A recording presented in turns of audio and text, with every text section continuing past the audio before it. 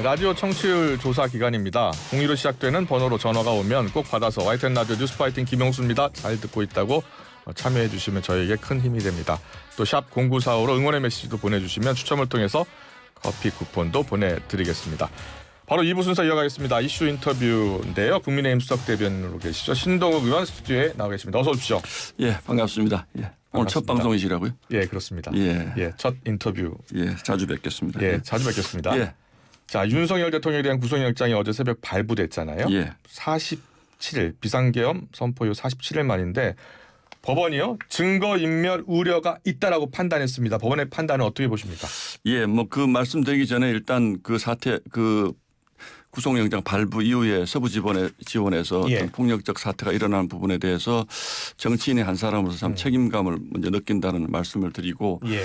뭐 다들 잘 아시는 것처럼 법원이라는 것은 그 나라의 논란을 결정짓는 최종적인 기구지 않습니까? 네. 그렇기 때문에 굉장히 말끔하고 또 그 결정이 내려진 이후에 국민들도 누구나 이견 없이 수긍할 수 있는 판단이었으면 참 좋았겠다라는 생각이 드는데 특히 우리 헌정사상 첫 대통령에 대한 구속 여부를 결정하는 과정이었기 때문에 오늘 많은 신문에 보도가 됐습니다만 구속 사유가 단 15자에 불과했다. 증거인멸의 우려가 있다. 이제 이렇게 네. 얘기를 하면서 과연 이게 전직 대통령을 구속시키는 구속영장을 발부하면서 어떤 사유도 설명하지 않고 단지 증거인멸의 우려가 있다. 라는 것만으로 국민들이 납득하겠는가라는 아쉬움은 있습니다. 예. 그래서 좀 증거인멸의 우려가 있으면 어떤 지점인지 이제 저희 국민의힘에서 보기에는 그동안 쭉 이제 그 무죄 추정의 원칙 그리고 불구속 수사를 하는 것이 맞다라고 얘기를 해왔거든요. 예. 현직 대통령이기도 하고 또 이미 관련된 분들이 다 구속돼 있고 또 증거라고 하는 것들이 이미 그동안 본인이 뭐 방송이나 이런 곳을 나와서 수차례 직접 얘기한 부분들이 있기 때문에 네. 어떤 부분의 증거인멸인지는 좀 궁금한 점이 있긴 합니다. 예. 네. 국민의힘은 법원의 판단에 대해서 안타깝다라는 입장이 많은 것 같아요. 예. 하지만 민주당에서는 무너진 헌정질서 바로 세우는 초석이라고 주장하고 있잖아요. 예. 어떻게 보세요?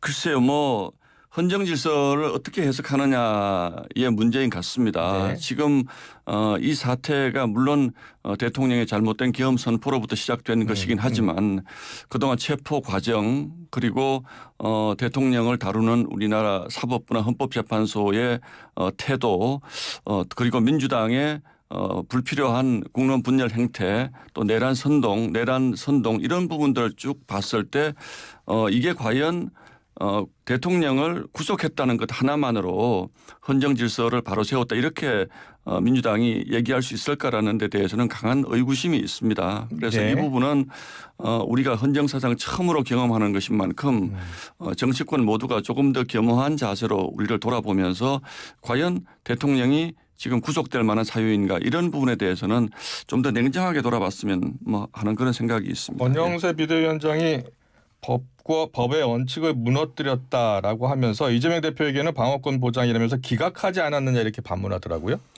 그 부분이 사실은 앞으로도 가장 큰 논란이 되는 부분이죠. 뭐 국회에서 체포영장이 발부된 그러니까 국회에서 체포를 허락한 예. 이재명 대표에 대해서 법원이 야당 대표로서 뭐 여러 가지 역할이 있기 때문에 구속까지 시킬 수는 없다 이런 판단을 이미 한 바가 있습니다. 그것뿐 아니라 뭐 얼마 전에 구속된 조국 그 전 대표 같은 경우에는 1, 2심에서 다 징역 2년형을 선고받았는데 정당을 창당해서 12명을 당선시키고 국회의원을 하다가 지금 구속이 되지 않았습니까?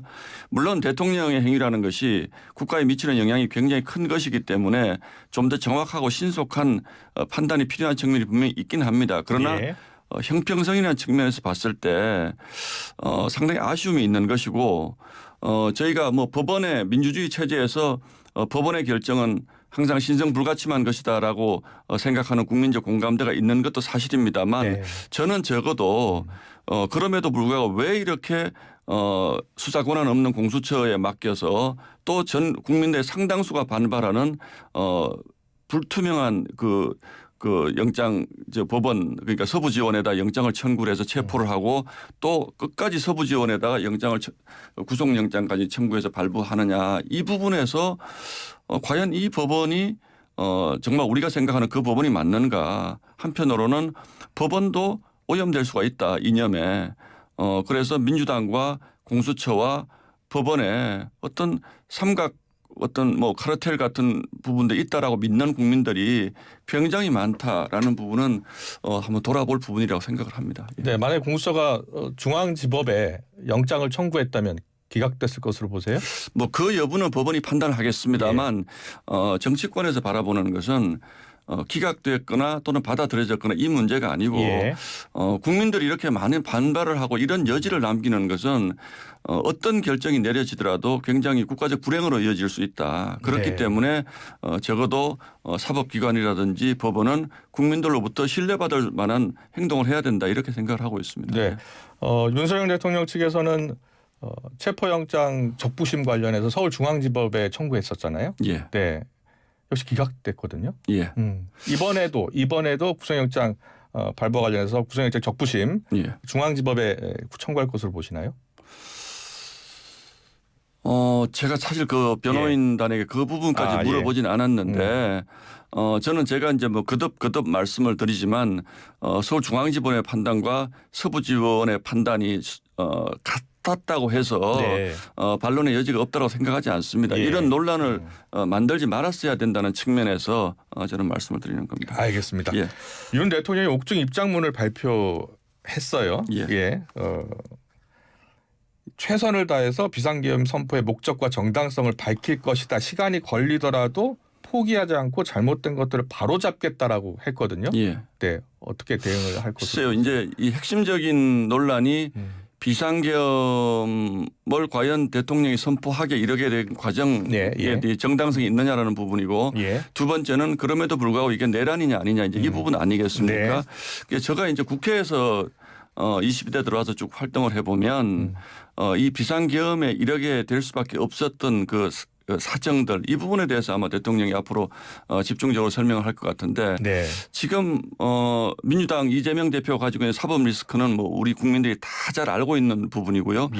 두 번째 이 사법 리스크를 삭제하거나 또는 이재명 대표를 지키기 위해서 민주당이 입법부를 과연 어떻게 그동안 농단해 왔는지 이 부분에 대해서는 저는 국회의원의 한 사람으로서 민주당이 정말 그동안 해도 너무했다라는 생각을 합니다. 뭐 무차별 탄핵한 거 다 잘 아실 거고요. 19번이나 지금 탄핵을 했습니다. 우리 헌정사에 이렇게 많은 탄핵을 한 그 야당은 없었습니다. 다수당이라는 이유만으로 모든 법안 일방적으로 독주 처리해 왔습니다. 그리고 지난해 말 결정적으로 예산안을 가지고 자기들 마음대로 했어요. 정부 예산을 마음대로 깎아놓고 그걸 통과시켰어요. 그리고 1월 달인데 지금 또 추경 예산 편성하자고 그래요. 그러니까 이게 국회라는 것이 대화하고 타협해서 소수든 다수든 국민을 향한 정치를 해야 되는데 이 모든 것이 이재명 대표 한 사람을 위한 정치를 하고 있다라는 판단을 하고 있을 것이고 두 번째는 그럼에도 불구하고 민주당은 22대 국회 윤석열 정부가 탄생하자마자 대통령 탄핵을 사실상 공공연하게 얘기를 했습니다. 과연 이게 무엇을 뜻하느냐. 어떻게 새로운 정부가 탄생했는데 국회가 다수당이라고 해서 탄핵시키겠다. 그리고 결과적으로 보면 그 과정에 윤석열 대통령의 계엄 선포라는 것이 있긴 합니다만 결과적으로 탄핵이 됐잖아요. 이런 부분에 대해서 할 말이 많다는 뜻이겠죠. 국회 탄핵소추안이 통과됐다는 말씀을 하신 거고요.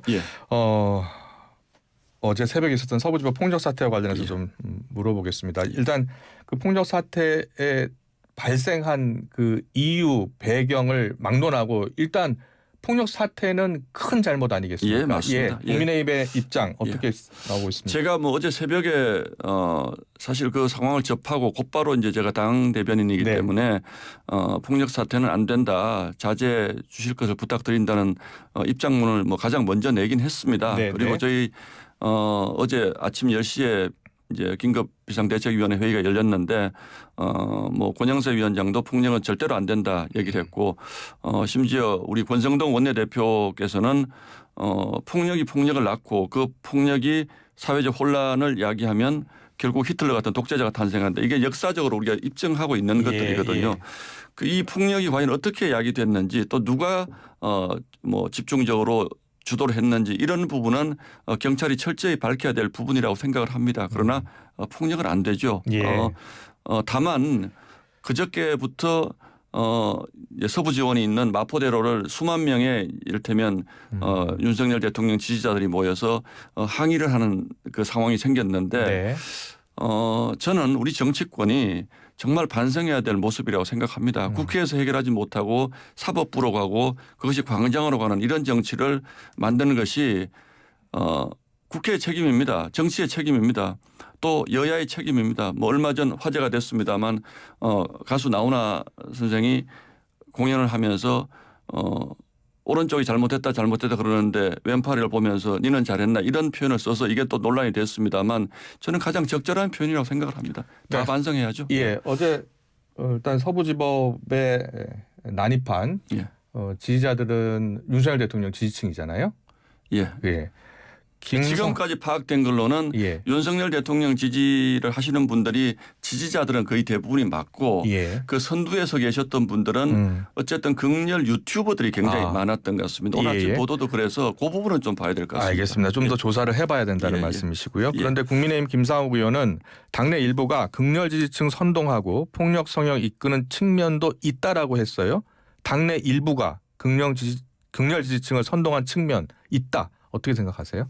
글쎄요, 뭐 아마 대통령 관제 앞으로 간 의원들이 지지층들과 같이 그 현장에 간 걸 두고 이런 표현을 쓰는지 모르겠는데 뭐 저는 전혀 동의할 수 없는 표현입니다. 우리 국회의원들이 뭐 폭력을 행사하라고 한 적도 없고 또 앞장서서 폭력성이 있는 구호를 외친 것도 없고 그런데 글쎄 우리 당 의원님이 왜 이런 말씀을 하시는지는 잘 이해하기 어렵습니다. 그래요? 예.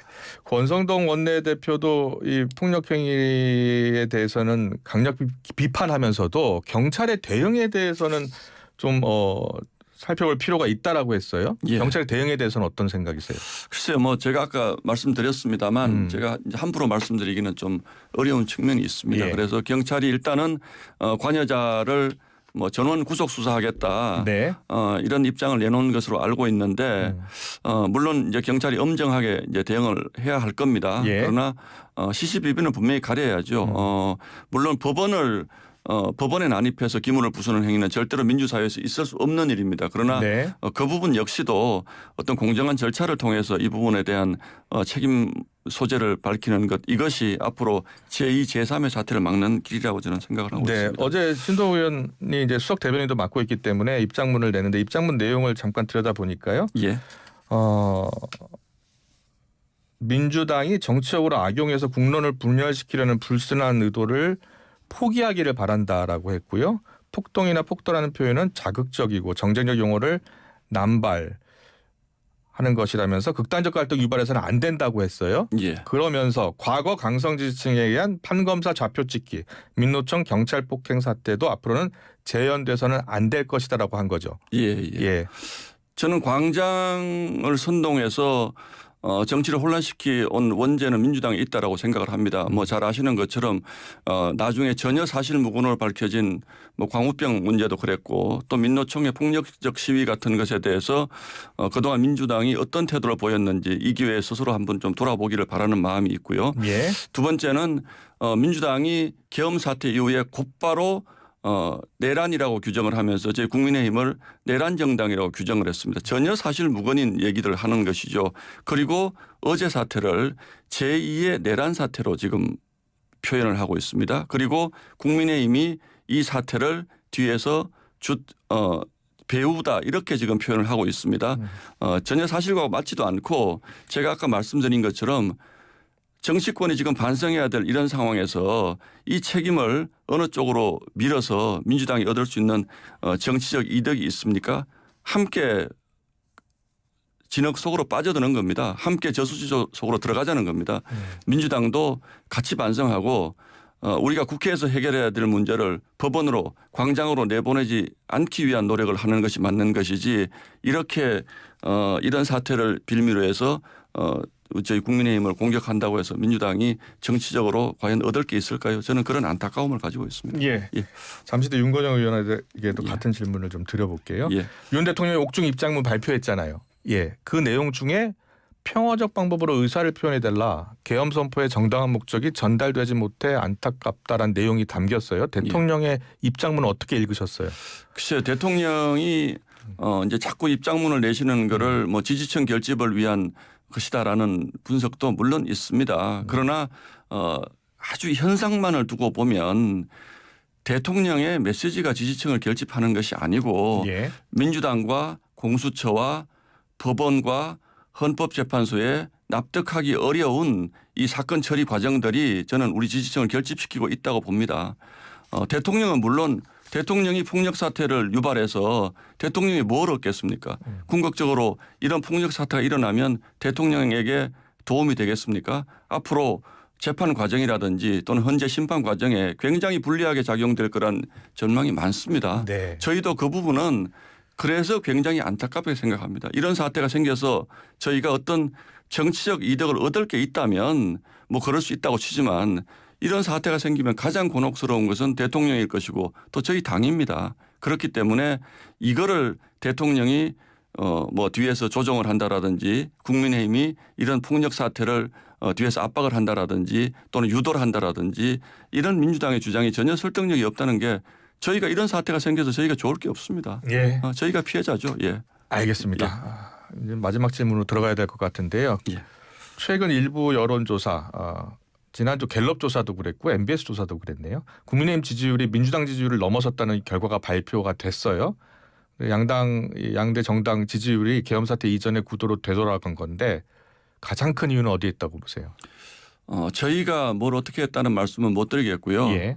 이 수치를 민주당이 찬찬히 한번 들여다보셨으면 하는 바람이 있습니다. 네. 저희가 잘했다기보다는 조금 전에 말씀드린 민주당의 아무 근거 없는 내란 선동 그리고 공수처의 수사권 없는 불법 수사 행태 그리고 헌법재판소의 이상한 사건 심리 과정을 너무 서두르는 것들 그리고 법원에 조금 전에 말씀드린 것처럼 납득할 수 없는 결정 이런 것들을 국민들이 판단하고 계시는 것 아닌가라는 생각을 하고 있습니다. 네. 예. 시간이 좀 남았어요. 예. 야당 주도로 국회를 통과한 내란 특검법이요. 예. 네. 합의를 할 것 같았는데 합의를 보지를 못했잖아요. 예. 제2요구권을 요구할 생각입니까? 아마 그렇게 될 것 같습니다. 예. 조금 설명을 드리면요. 예. 민주당은 이제 그 본인들이 낸 특검 안에서 외환죄와 내란 선동죄를 뺐습니다. 그렇습니다. 그렇기 때문에 본인들은 양보할 거 다 양보했다라고 이제 자꾸 얘기를 하는데 네. 저희가 보기에는 그건 애당초 협상하면 빼기로 생각하고 그건 넣은 것 같고요. 저희가 가장 독소조항으로 생각하는 것 인지사건 수사를 무한대로 할 수 있는 부분을 민주당이 끝까지 고집을 했기 때문에 네. 이게 이제 협의가 안 된 거거든요. 인지 사건도 수사할 수 있다라는 부분에 사실상 외환죄도 포함됐다고 보세요. 물론 그 과정에서 외환죄 포함되어 있고요. 또 이제 아까 본인들이 뺐다고 주장하는 내란 선동에 관한 부분들 예. 그거는 저희 당과 저희 국민을 향한 것들이거든요. 그런 부분들도 그 단서 조항을 달아놓으면 뭐 얼마든지 할 수 있는 것이기 때문에 네. 그 부분을 왜 협상 과정에서 그럼 빼겠다라고 얘기하지 않았을까. 이 부분에 저희는 의심을 가지고 있는 것이고 민주당의 특검법이 사실상 이제는 뭐 대통령이 구속까지 됐기 때문에 더 이상 특검이라는 게 의미가 없습니다. 네. 예, 예. 최대한의 제2요구권을 행사하고 재의결을 하게 되면 당내 이탈표가 어느 정도 나올 것으로 저는 예상하세요? 뭐 크지 않을 것으로 보고 있습니다. 예. 지난번보다 더 오히려 줄어들 가능성이 오히려 높다고 줄어들 보고 가능성이 있습니다. 있다. 예. 네, 알겠습니다. 예. 잠깐만요. 잠깐 언급된 여론조사요. 한국 갤럽이 지난 14일부터 16일 전국 유권자 1,001명을 상대로 조사한 결과고요. 전화 인터뷰 방식이었습니다. 국민의힘 정당 지지율 39%, 민주당 정당 지지율 36%로 집계됐습니다. 자세한 내용은 중앙선거 여론조사 심의위원회를 보시면 됩니다. 네, 지금까지 신동욱 국민의힘 의원과 이야기 나눠봤습니다. 잘 들었습니다. 고맙습니다. 예, 고맙습니다. 예, 또 뵙겠습니다. 네, 또 뵙겠습니다.